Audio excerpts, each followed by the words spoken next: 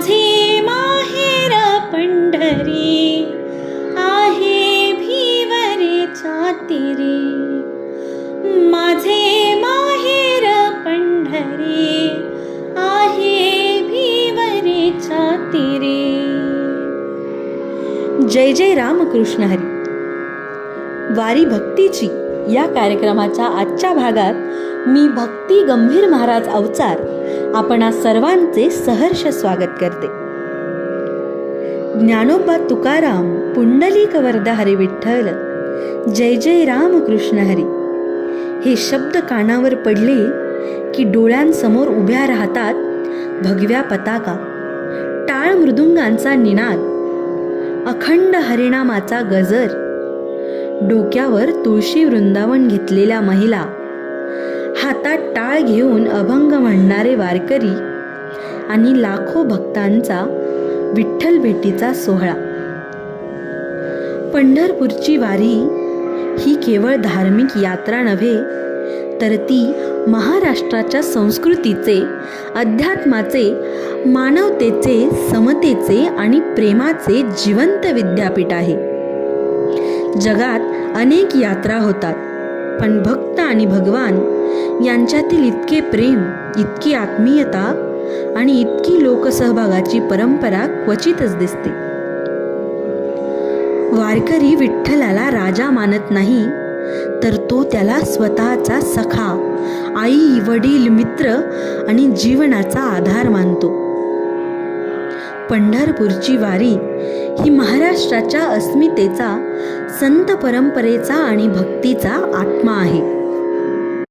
वारकरी वर्षातून किमान एकदा आषाढी एकादशीला पायी चालत पंढरपूरला जातो. या वारीमध्ये कोणालाही जातीचा, धर्माचा, संपत्तीचा किंवा पदाचा अभिमान ठेवण्याची परवानगी नसते. येथे सर्वांची ओळख एकच असते. वारकरी संप्रदायामध्ये पालखी सोहळ्याला अत्यंत महत्त्वाचे स्थान आहे. संतांचे शरीर आज आपल्या समोर नसले तरी त्यांच्या पादुका म्हणजे संतांचे जिवंत अस्तित्व मानले जाते. म्हणूनच संत ज्ञानेश्वर महाराजांच्या पादुका आळंदीहून संत तुकाराम महाराजांच्या पादुका देहूहून पंढरपुराकडे निघतात. या पालखी सोहळ्यात सहभागी होणे हे प्रत्येक वारकऱ्याचे भाग्य मानले जाते. पालखी ज्या गावाहून जाते ते गाव जणू तीर्थक्षेत्रच बनते. घराघरात रांगोळ्या काढल्या जातात, फुलांची उधळण केली जाते. वारीतील प्रत्येक दिवस हा शिस्तबद्ध आणि भक्तिमय असतो. पहाटे ब्रह्ममुहूर्तावर वारकरी उठतात. स्नान करून तुळशीची पूजा करून हरिपाठ, अभंग आणि नामस्मरणाने दिवसाची सुरुवात करतात. त्यानंतर अल्पोपहार घेतला जातो. पालखी निघण्यापूर्वी सर्वजण एकत्र प्रार्थना करतात. भगव्या पताका पुढे असतात. त्यामागे टाळकरी, मृदुंगवादक, विणेकरी आणि त्यानंतर दिंडीतील वारकरी सर्वजण भक्तिभावाने देवाच्या नामस्मरणात विलीन होऊन चालत जातात. चालताना सतत अभंग म्हटले जातात. टाळ आणि मृदुंगांच्या तालावर प्रत्येक पाऊल विठ्ठलाच्या नावाने पुढे पडते. दुपारी विश्रांती, महाप्रसाद आणि आराम झाल्यानंतर प्रवास पुन्हा सुरू होतो. सायंकाळी मुक्कामाच्या ठिकाणी हरिपाठ, भजन, कीर्तन, प्रवचन होते. दिवस विठ्ठल भक्तीमध्ये रममान होतो. वारकरी संप्रदायात टाळ, मृदुंग हे केवळ वाद्य नाहीत, तर भक्तीची साधना आहे. टाळ मृदुंगांच्या गजरात साधना करत करत पालखी पंढरपूरच्या दिशेने चालत जाते. वारीमध्ये भक्तीबरोबरच आनंदालाही तितकेच महत्त्व असते. विश्रांतीच्या वेळी महिला फुगड्या खेळतात.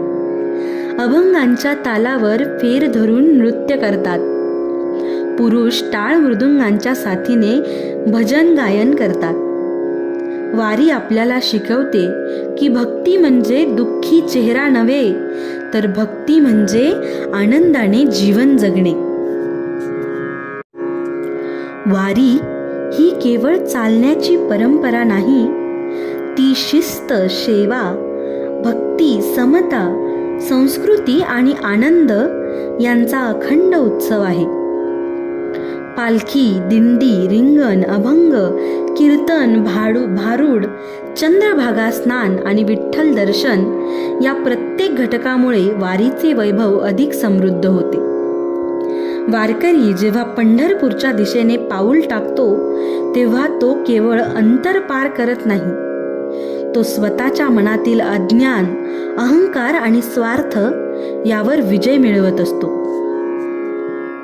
जय जय राम कृष्ण हरी, जय जय राम कृष्ण हरी, जय जय राम कृष्ण हरी, जय जय राम कृष्ण हरी.